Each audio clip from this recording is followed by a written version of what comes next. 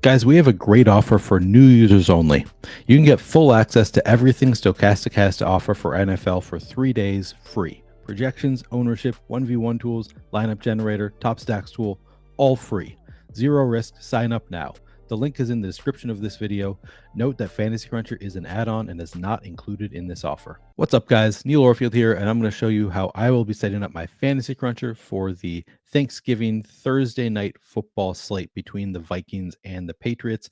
I'll be setting up for the largest field GPP on DraftKings. Some of the steps I'll be taking here I wouldn't necessarily take in a smaller field GPP, and certainly not in a head-to-head. Things like leaving a lot of salary on the table and using players who are unlikely to be very involved in the game are not necessary on obviously in cash games, and then even in smaller field GPPs necessarily. So some of the steps here, not necessary in smaller field stuff, but I will be setting up for the largest field GPP.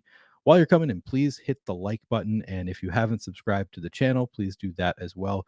You can also hit the notification button to get alerts when our shows go live. I'm going to start by removing some players from my player pool. And I will first just go to, I guess in the Alt tab here, I'm going to rearrange my columns so I can see the way I like to see them. Quick views. I have a quick view saved. You won't find this in yours. You can just rearrange your columns however you like them and then save it as a quick view. All right, so now I see in the middle of my screen ownership projections, my projection, exposure cap, and then also how much I get of each player after I have run a crunch. The first thing I want to do, though, I'm in the Alt tab. I'm going to sort by projection. And of course, I'm just using the stochastic projections here. And I'm just going to remove every player who has a 0 fantasy point projection. This is something that a Hubro taught me last week, that you can remove these players and they won't show up in the groups tab in the advanced options. And then my other friend, Brad is Pro, pointed out, hey, you don't have to do it one by one. You can actually just drag down here. So that's kind of cool. Save us some time removing all these check marks, just holding down the mouse and dragging it down this column. This is much faster. Thanks for the tip, Brad. All right. That was quick. All right. So we just removed all of the players with no projections so that they won't show up when I'm making groups later, save us a little bit of time. All right. Next thing I'm going to do, as I do on most slates, I'm going to go to the captain tab and I'm going to set an exposure cap on captains.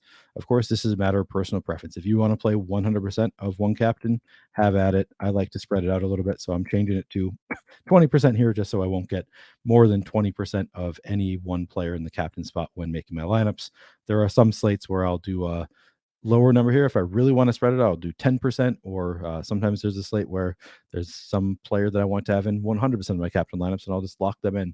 It's really a matter of personal preference, and it does depend on the slate, but I think this is a good slate. I think 20% looks about right for this slate. I see a number of players who look like they should have a shot at being the optimal captain.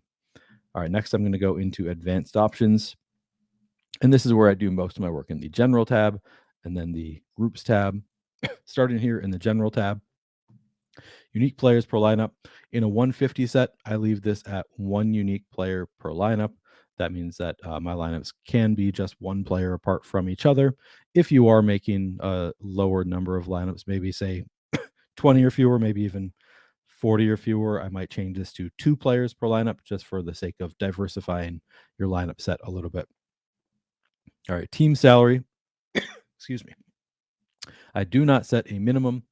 For Showdown, I do set a maximum, just for the purpose of avoiding the most duplicated lineups. Now, this isn't the largest Showdown slate we've seen. Sometimes we've seen 200, 300,000. This one, I think, has 78,000 entrants, but that's still enough that I am concerned about having my lineup duplicated a good amount. So I think that you are going to want to still leave some salary on the table in this contest. I would recommend leaving at least 1,000 on the table. So that's what I'm going to do here. I'm going to change it from the 50,000 default max salary to 49,000, just to avoid those most duplicated lineups. And you can avoid duplicates in a hurry by leaving a little bit of salary on the table. So I'm going to leave 1,000 on the table here. Offensive players versus defense. Default is set to max of 2 players against the defense. I'm going to change that to 5. I'm not going to see it a lot in my lineup sets in general. It's not something that I want to see in more than a handful of lineups on most sites. There might be some sites where there's an exception, but for most sites, I don't want to see it in more than a handful of lineups. But I don't mind seeing it in a handful of lineups. There are certainly scenarios where a defense can do well enough playing against the opposing offense while they're still giving up enough points that those 5 players from the opposing offense are optimal, while the defense can still have a pick 6 or have a number of sacks and score points other ways. So certainly something that is plausible in a winning lineup, although doesn't happen all that often. Exposure cap, I'm going to leave that at 100%. I did set a cap on the captain spot already, but I'm not going to set a cap here. If I get to too much of a player, I will just adjust their projection or give them a thumbs down to try to get less than 100%. Randomness, I'm going to set to 50%. This was already turned on. That's because I had randomness on in my quick view. I had randomness on, so it turns it on automatically. But I'm going to turn it up to 50%. Generally, if you want more control over your lineups, use a lower number. You could do, maybe 10%. Still have a little bit of randomness on there, and speeds up Fantasy Cruncher a little bit to have some randomness on there, but you'll have a little bit more control. If you're using classic randomness, also I would use a lower number, probably than 50%. Maybe I'd use 30 or 40%. Minimum projection included in calculation. Default is set to 3. I'm going to leave it at 3. If a player has a projection below 3 fantasy points and I want them to be included in my player pool, I am just going to boost their projection to make sure that it is at least 3 fantasy points to get them into my player pool. Players from each team max. Default set to 5. I'm going to leave it at 5, so I could potentially have 5 players from one team against just 1 from the other. All right, that is everything that I'm going to do in this general tab. Now I'm going to go into the groups tab and make some groups. The most important groups here revolving around the quarterbacks.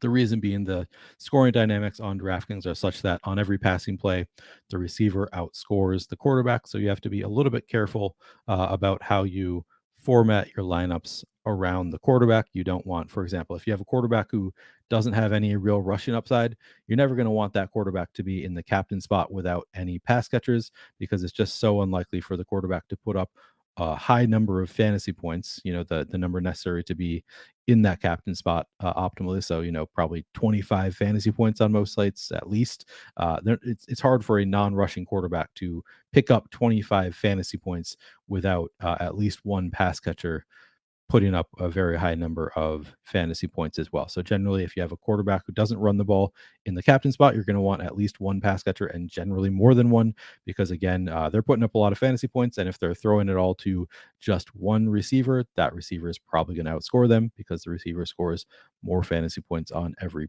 passing play. So generally, you want multiple. Sometimes I allow for one. So that's what I'm going to set up here.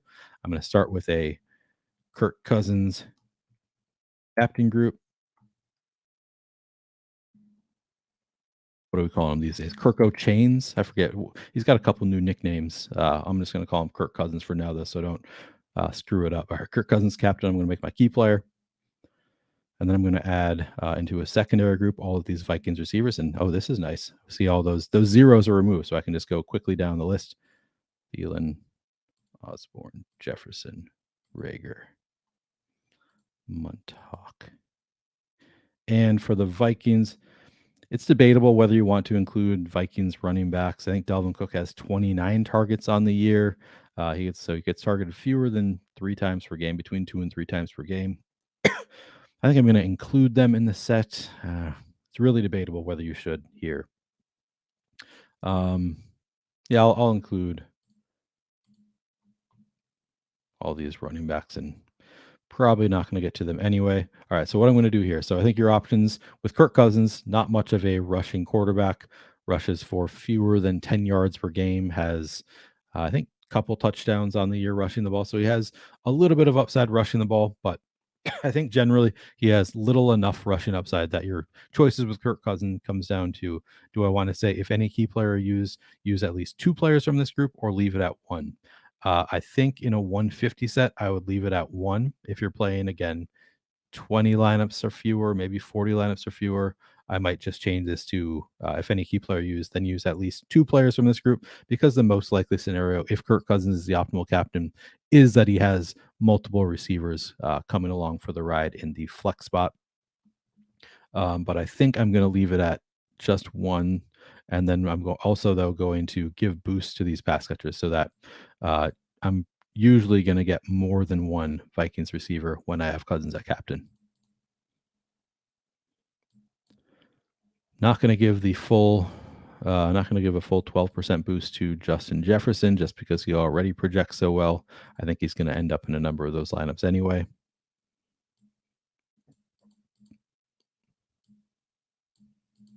Oh yeah, and then for running backs, I'm also going to give a smaller boost just because I generally would prefer it to be a wide receiver. If I'm just going to have one in the flex spot, I'd rather it be a wide receiver with Kirk Cousins.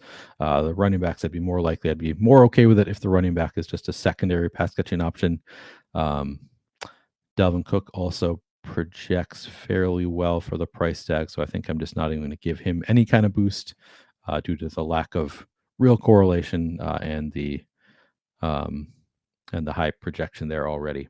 All right, so I think that is what I'm going to do with Kirk Cousins. And this number, this 12%, is just trial and error for me. It's the number that I found for most receivers is generally a good starting place where it makes it more likely to end up in a lineup with the quarterback in the captain spot, but they don't end up in like every lineup with the quarterback generally. So that's generally just my starting point. But it does, changes slate to slate. So this is where I start. And then I'll run some crunches and I'll see what's happening. Am I getting to 100% of KJ Osborne in my Kirk Cousins captain lineups? And then if I were, I would come back and lower his projection a little bit. It's all just a lot of kind of trial and error until you get to a lineup set that you like. All right, I'm going to now move on to do the same thing with Mac Jones, captain. Find Mac Jones in the captain spot, make him my key player.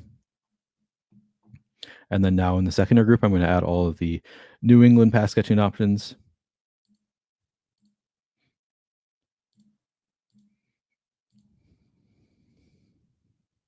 And again, whether you include Damian Harris, kind of up for debate. You definitely want to include Ramondre Stevenson. He is very involved in the passing game for New England. Okay, looks good. And now, same thing as with Kirk Cousins, not a lot of rushing upside for Mac Jones. The decision is, do you want to change this to require two players or just leave it at one? And again, I think in a 150 set, maybe leave it at one and then give boosts to make it more likely you get two. If you end up with a few lineups that are just Mac Jones and one pass catcher, that's probably okay. Although it's difficult for that to work out, but I think it at least has a chance to work out. Maybe you could have a rushing touchdown from the goal line, something like that. But typically, if you have Mac Jones at captain, you're going to want multiple Patriots wide receivers in the flex. So I'm only going to require one, but again, I'm going to give boost to these Patriots receivers to make it more likely that I get multiple.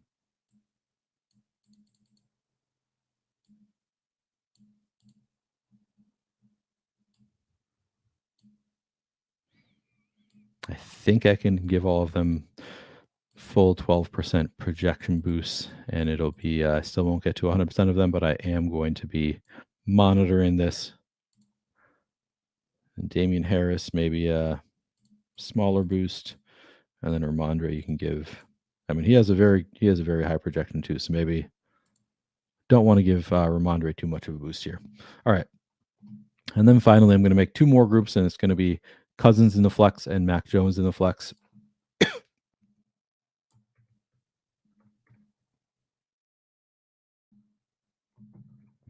So I'm finding Cousins in the flex, making him my key player, and then once again adding all of these Vikings receivers to a secondary group.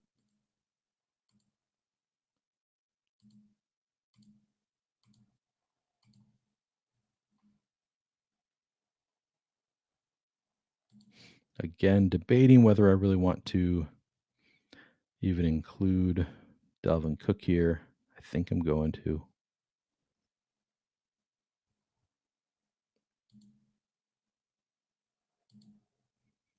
Definitely debatable, though.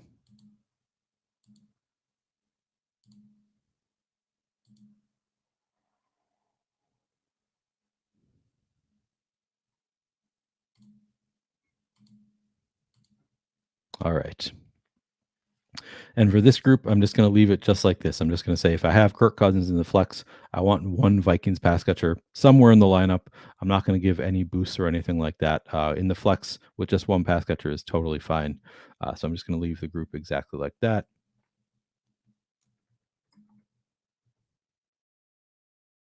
And then same thing with Mac Jones. Find him in the flex, make him a key player. And then in the secondary group, I'm going to add every Patriots receiver, including in the captain spot. I don't know if I mentioned that with Cousins, but because we're putting him in the flex spot here, you can also include those receivers uh, in the captain spot.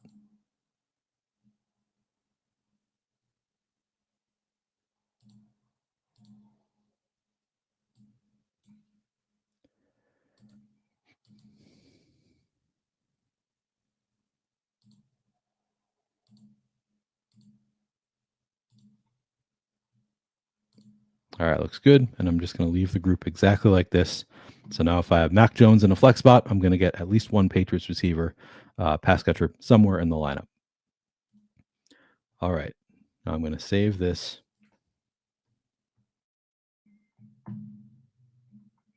And I'm going to crunch out 150 lineups.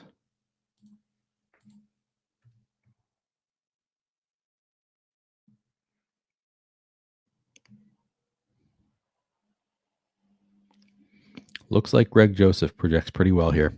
All right. So just looking at these lineups, first thing I do is I look at the correlations. So I look at this first lineup, Cousins, the captain spot, multiple pass catchers from the Vikings. Looks good.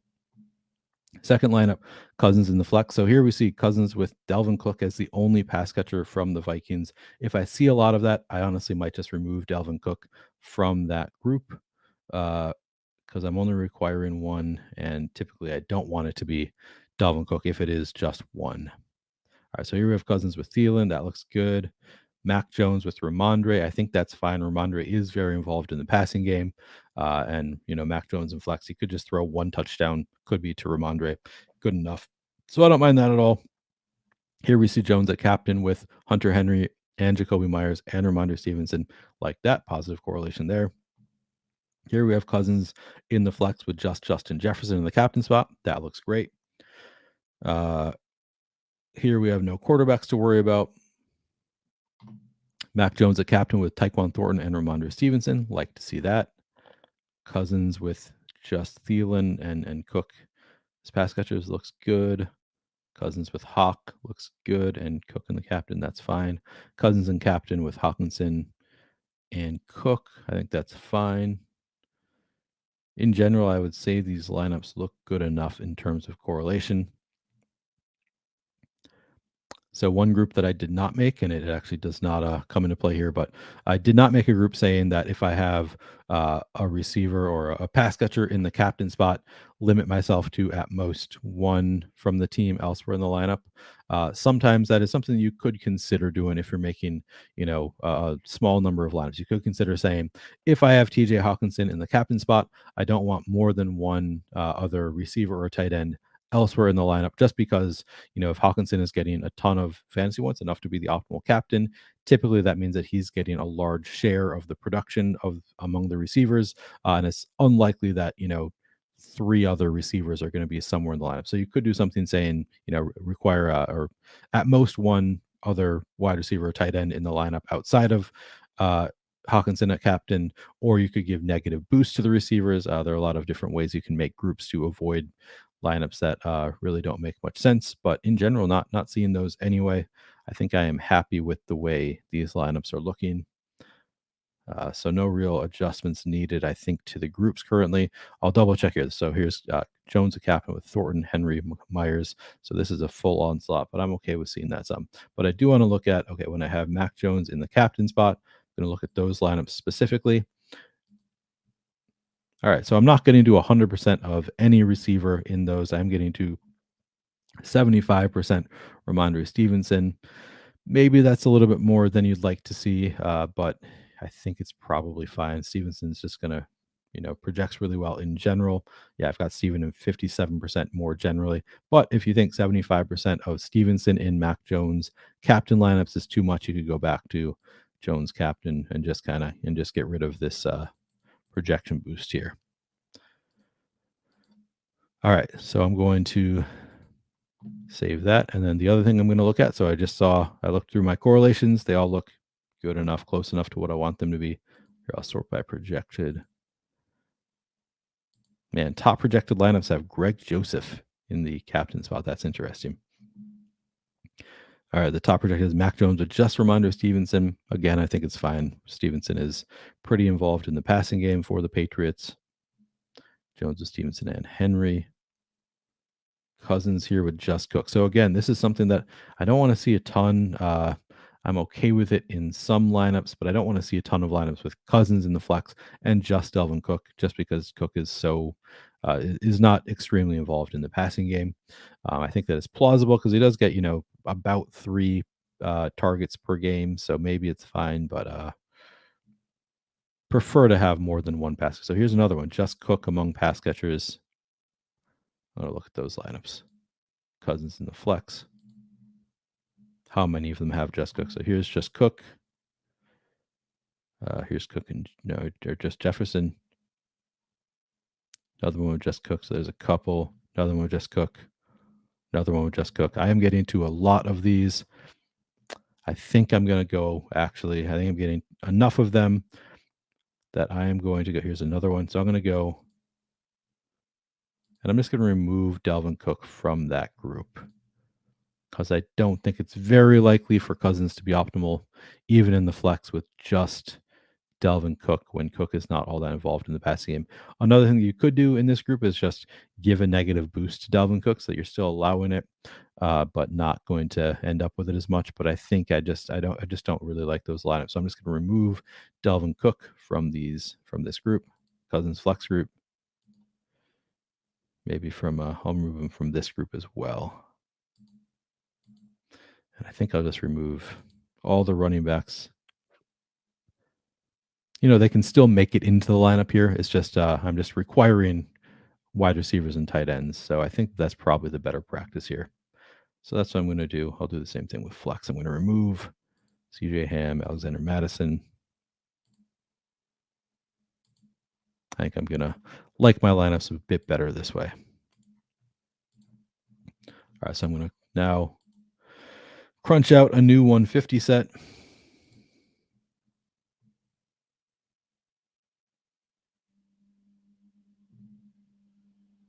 Okay, so now I'm getting to 39% Mac Jones in the flex. What was I getting before? Okay, so it didn't actually change that much. Sometimes it'll change things pretty drastically because now we have a new restriction on there where you can't just get wait, no, sorry, I was looking at the wrong. I was meant to be looking at Kirk Cousins.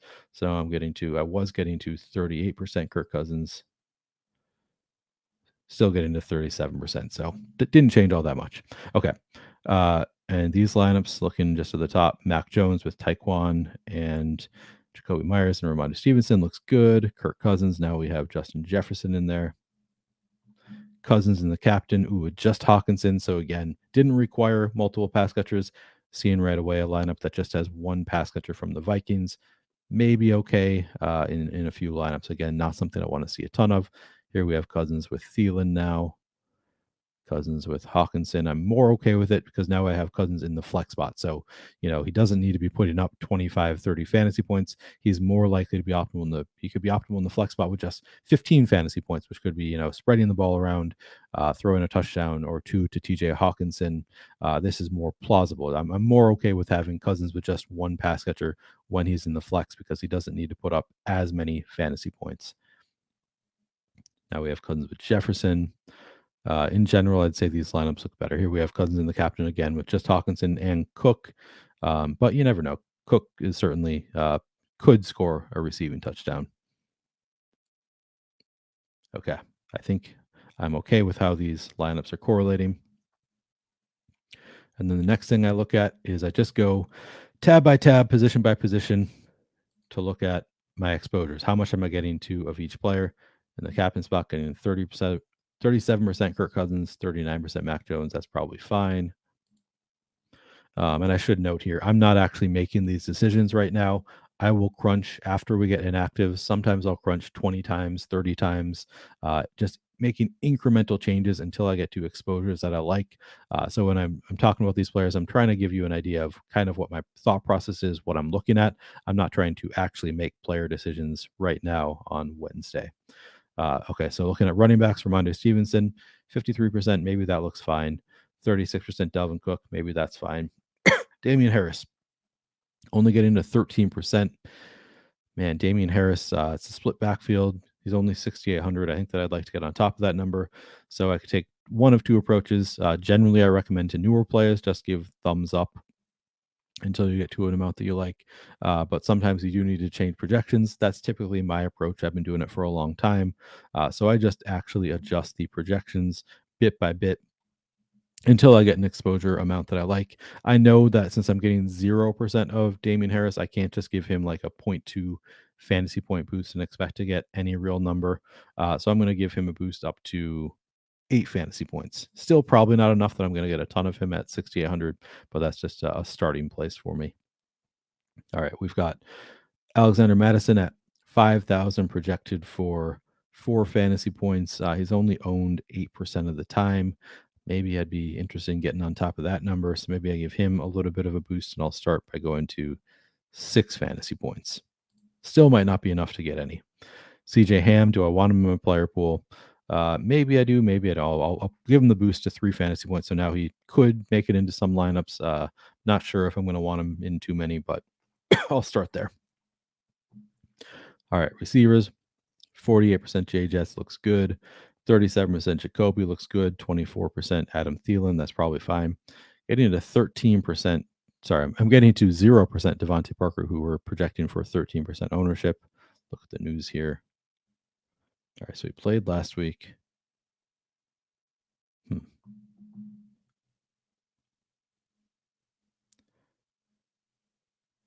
Interesting. Okay. I'm not that concerned about how he did last week. Maybe he's coming in at just 13%. We know he's a talented receiver. Maybe I'll try and get him in a few lineups. Now I can see here, if I boost him to 7 fantasy points, I'm probably going to be getting less than this 19% number that I'm getting on KJ Osborne, because now he projects worse than Osborne and he's more expensive. So I'm just looking at relative prices and what other projections are and what I'm getting to of other players to figure out what's a good number to throw him in at. I'll throw him in at 7 and see if I get any. Nelson Aguilar coming in at 11% ownership. I'm getting to 6.7%. Maybe I want a little bit more, give him a small boost. Kendrick Bourne, 7% ownership. Maybe I want a little bit more, give him a small boost. And of course, in some of these cases, keep in mind, every time I'm giving a boost to one player's projection, I'm in essence lowering everybody else's projection relative to that player. So sometimes I make changes to projections, even if I'm happy with the amount that I'm getting of a player, because I know that, well, I'm raising other people's projections. So now I'm going to get less of this player naturally. So like Tyquan Thornton here, maybe I'd be okay with 16%, but because I'm giving projection boost to all these other players, I need to at least give him a little bit of a projection boost to kind of just stay where he's at. So maybe I'll bring him up to 4 fantasy points. And again, here you can see I'm probably going to get more of Tyquan Thornton still than Kendrick Bourne because he's cheaper than Kendrick Bourne, and I gave them the same projection. All right, tight end, TJ Hawkinson, 30%. That looks good. Jonnu Smith getting to 0.7%. Maybe I want a little bit more, give him a little bit of a projection boost. Getting to 37% Hunter Henry seems a bit aggressive, but he's cheap and he's involved in the passing game. Maybe I'd be okay with it. And then Johnny Munt. Don't know how much I want Johnny Munt. I've seen him vulture a touchdown or 2 this year, but yeah, maybe I'll get him in the player pool, see if he shows up there. All right, I'm getting to 67% Greg Joseph. Guessing I'm not going to want 67% Greg Joseph, but for now, I'm going to leave his projection as is and see if the changes that I make to other players' projections lower his how much I get of him naturally. And then Nick Folk, maybe I want more than 9%, just give him a little bit of a projection boost to at least stay where he's at, maybe try and get on top of it. Vikings defense 31%. Currently, I'm going to leave them there. Maybe it'll come down a bit. I think I'd be okay with that. And then Patriots defense only getting to 7%. Maybe I want to stay there. Maybe get a little bit more. I'll give him a tiny boost. All right, and then I will crunch out again.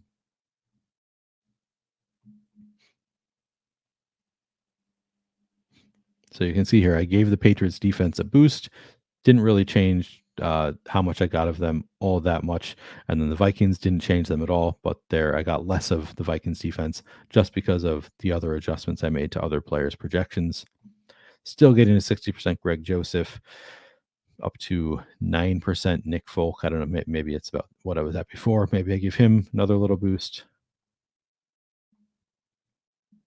Still not getting any Jonnu. Maybe I need to give him a little bit of a bigger boost, up to 6 fantasy points.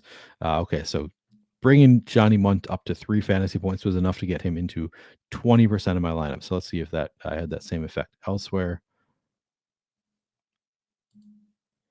Yeah, so I'm getting to 21% CJ Ham here. So I could just keep making changes to other players' projections and leave the CJ Ham and Johnny Munt at 3 fantasy points. Another option, though, probably a quicker way to do this is just go into advanced options, change my minimum projection included in calculation to 2 fantasy points, and then lower those players' projections below 3. So I'm going to go and change CJ Ham to 2.6. Same thing for Johnny Munt. And try again.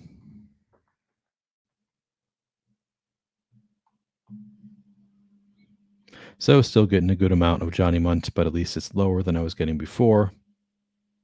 Same with CJ Ham. Maybe I'd go and change them. Again, not going to go through my entire process here, but again, I'll just show you one more time. Okay, so I'm just looking about the right amount of the quarterbacks, probably. Running backs, still not getting to any Damian Harris after giving him a relatively big boost. Probably if I want to get on top of this 12.6% number, I got to give him at least a couple fantasy point boost. Alexander Madison, same thing. Maybe boost him up to 8. I'll leave CJ Ham where he is for now.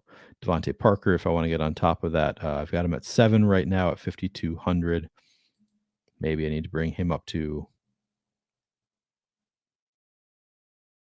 8.4. I'll bring KJ Osborne up to 8. Maybe leave these other players where they are. Probably won't get to much if I do. Debating whether I want to give any boosts here. I'll just leave them where they are for now. See what happens. Hunter Henry numbers come down quite a bit.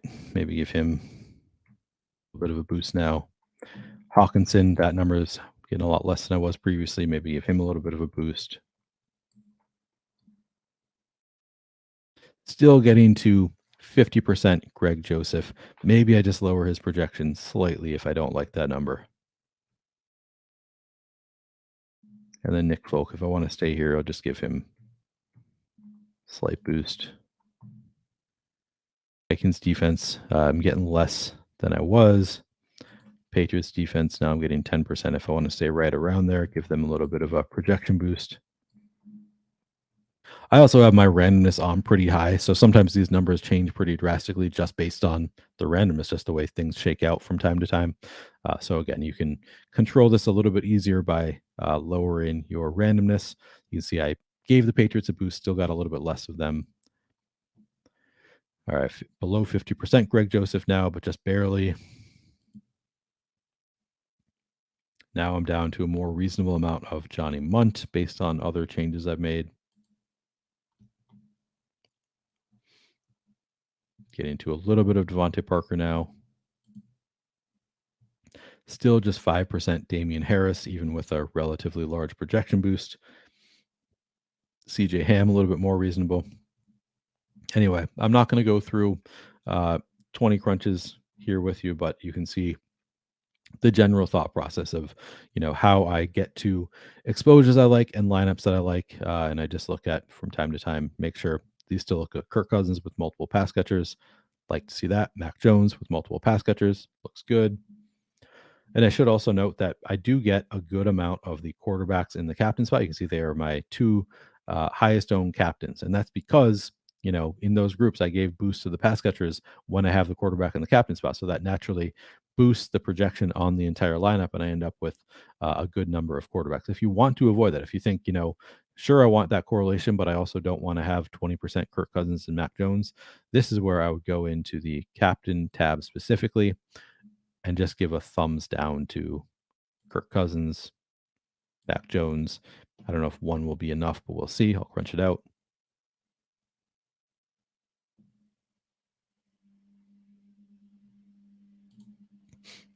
Yeah, so now we've lowered Cousins to 12%, Mac Jones to 10%. So that's a trick if you want to keep those correlations, but also don't want it to affect how much you're getting of the players, and you don't want to have 20% of the quarterbacks. You just give the old thumbs down in the captain tab. Okay, that's going to do it for this video. Good luck on Thanksgiving in this showdown slate, and all day. We've got a lot of fun slates. So good luck tomorrow. Hope you can find some success using this or a similar process.